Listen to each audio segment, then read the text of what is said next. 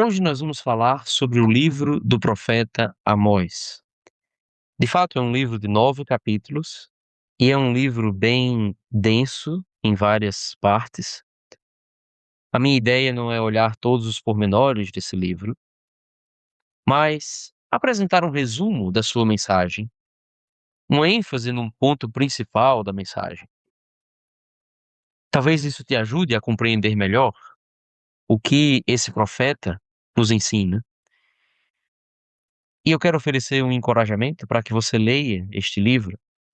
Nem todas as partes são tão fáceis de entender, mas é possível compreender.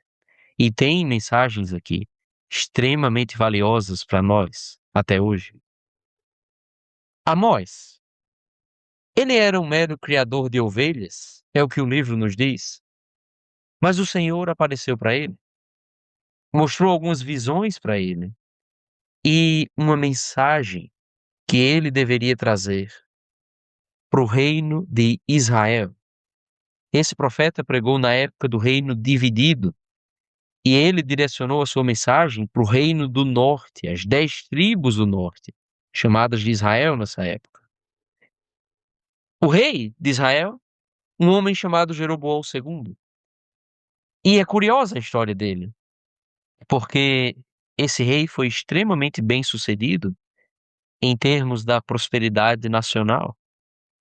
Israel enriqueceu nessa época, Israel teve bastante êxito militar, venceu guerras, batalhas, conquistou territórios, cresceu. Mas sabe que isso não era sinônimo de estar agradando ao Senhor? Prosperidade material não é sinônimo de fidelidade a Deus. Quem ensina isso está distorcendo as Escrituras. De fato, muitos ímpios, muitos homens perversos e que estão bem longe do Senhor, prosperam nessa vida, enriquecem, são bem-sucedidos. Era o caso de Israel nessa época. Estavam prósperos, mas estavam podres em termos espirituais. E a mensagem de Amós vai expor o pecado desse povo.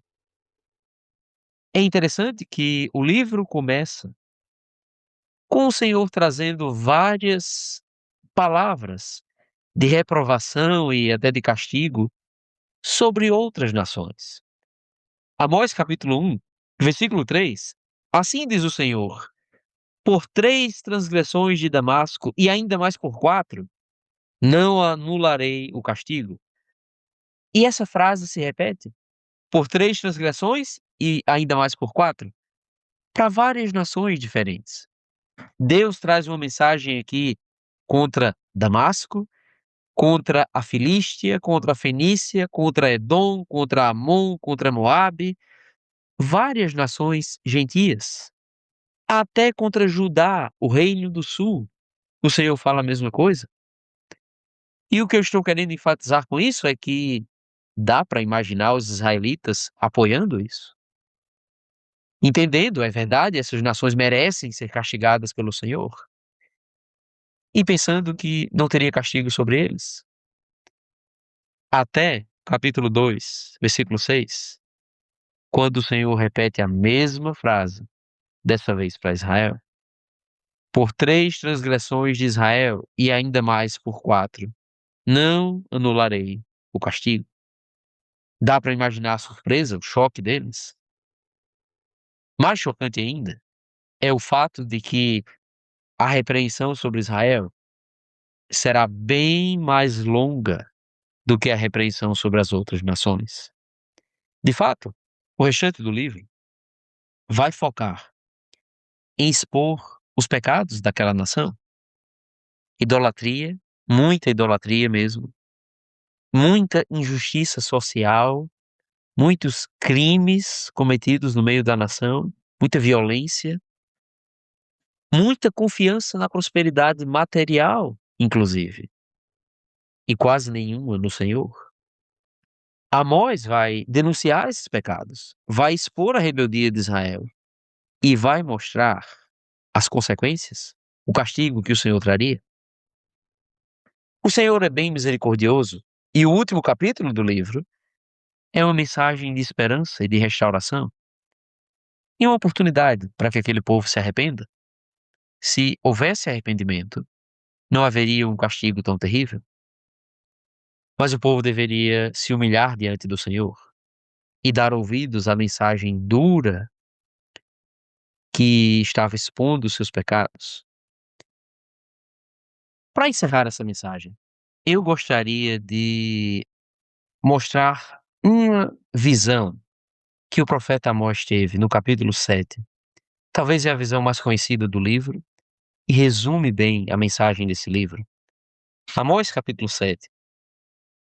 A partir do versículo 7, o Senhor mostrou algo a ele. Diz que o Senhor, com um prumo na mão, estava junto ao muro construído no rigor do prumo. Até hoje, pedreiros utilizam prumos para levantar paredes e muros, colunas, e para verificar, por meio do prumo, que aquela construção, aquela parede, ou aquele muro, ou aquela coluna, está reta, de fato. O prumo avalia isso e demonstra isso. Também avalia se estiver torto. É uma maneira de fiscalizar, de verificar a retidão daquela construção. O fato é que o Senhor estava com um prumo na mão e junto ao muro que foi construído reto, que foi construído no rigor do prumo. Esse muro era Israel, uma nação que Deus havia construído de maneira reta. Mas veja a partir do versículo 8. E o Senhor me perguntou: o que você está vendo, Amós? Um prumo, respondi. Então disse o Senhor: veja, estou pondo um prumo no meio de Israel, o meu povo. Não vou poupá-lo mais.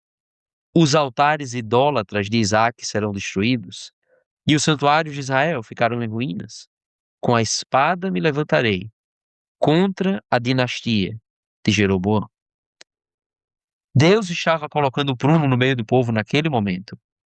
E o povo, que era um muro outrora reto, agora estava torto, agora estava inclinado, se afastando do prumo de Deus.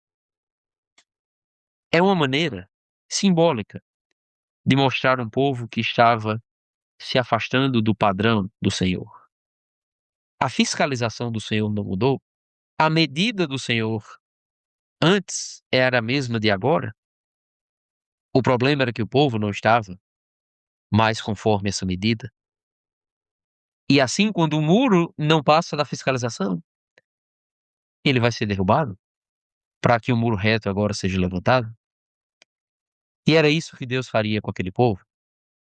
Uma vez que eles não estavam alinhados ao prumo do Senhor, eles seriam castigados por isso. Fica uma lição para nós.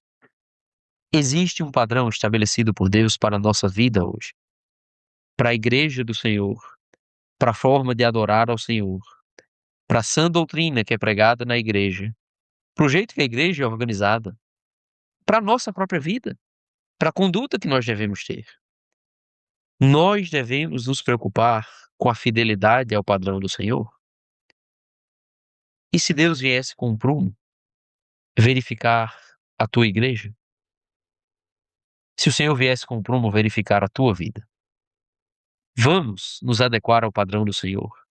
É uma boa lição do livro do profeta Amós.